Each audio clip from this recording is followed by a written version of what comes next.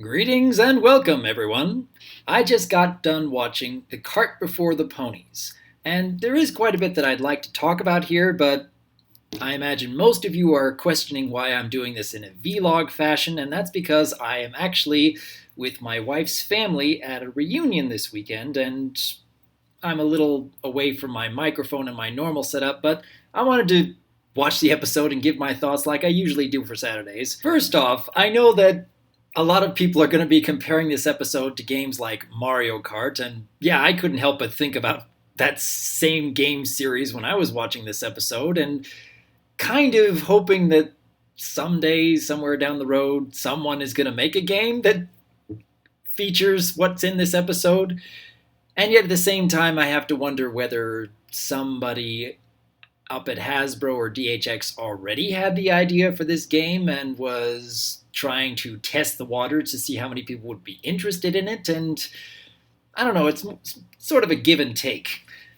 If this was put together as a way to test the waters to see whether people would really want a game like this, I'd probably think a little less of the episode for it. But if it turns out that somebody is inspired to make a game based off of pony racing because of what they see here, I'd still enjoy playing it for sure. I suppose the meat of this episode is kind of standard. I mean, I did appreciate the fact that the CMC ended up wanting to go for carts that went a little against what we'd expect from them, but it quickly turned into step by step. We've seen this before, and yeah, I'm just more interested to see the fun little designs on the carts and all the background characters and the interactions between this pony and that pony. Applejack, Rarity, and Rainbow Dash are kind of acting in a bit of a forced manner to keep the conflict going. I don't think any of them would really be that oblivious to what the CMC really wanted to do.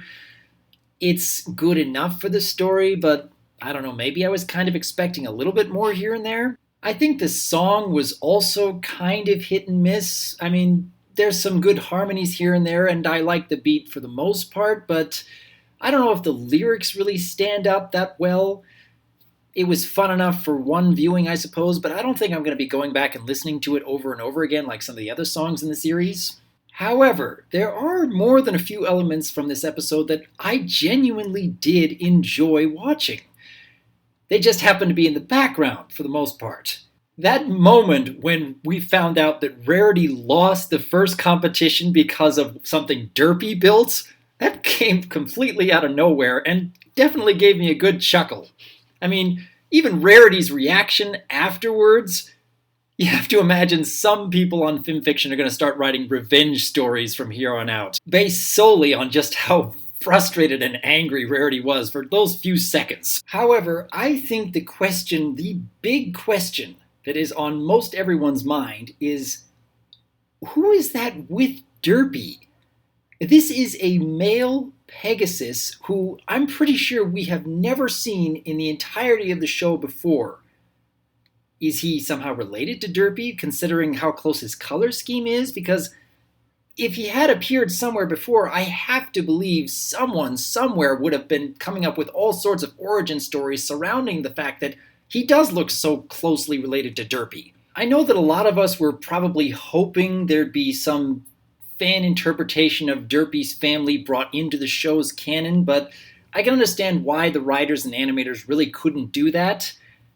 With that in mind, I do appreciate that they are slowly developing more of Derpy's character in the long run.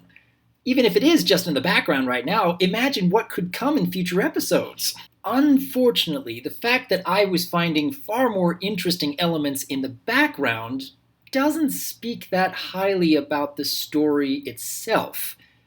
I did appreciate what the CMC were trying to do, and I did appreciate the eventual lesson of people who take over a project just because they have their own vision, despite the fact that they were asked to be a part of something that somebody already did have a vision for.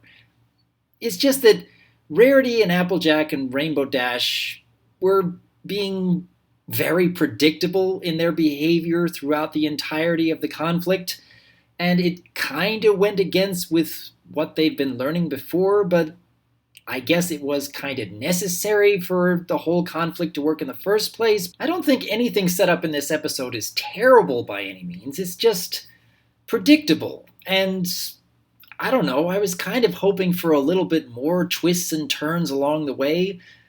I guess I kind of get a little bored watching a new episode if I can pretty much figure out every facet of what's coming up before it actually happens.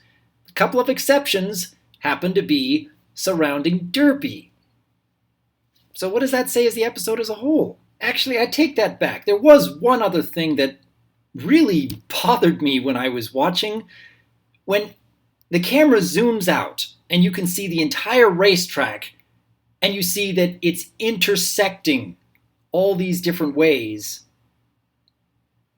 of course it's going to end up as a crash. Why would anyone design a racetrack where racers are going crisscross over the exact same point?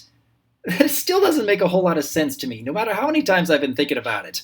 So, yeah, that crash had nothing to do with Rarity or Rainbow Dash or Applejack. They could have finished the race as it is, and then maybe learned a lesson, but to make it a little bit of an extra conflict in the moment, they had to create a crash that was pretty much based solely on how the racetrack itself was designed.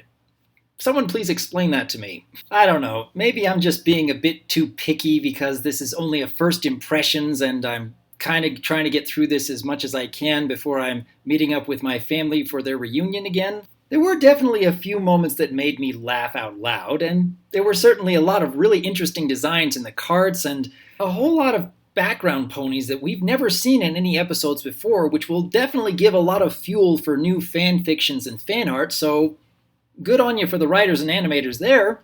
I just kind of wish the main characters were a little more interesting or a little more entertaining or a little more engaging.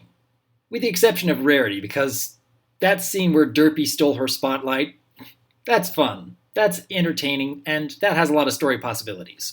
I think I'd put this episode in the okay category. It's not all that memorable, but there are a few intriguing elements thrown in here and there that do make it worthwhile. But what do each of you think? What were your first impressions of these kart races, and did it remind you of any games you might have played several years ago? Or perhaps you thought that there was a few more interesting elements to the main characters that I might have missed. Or perhaps you might already be coming up with fan interpretations for this new male Pegasus that may or may not have any relation to Derpy herself.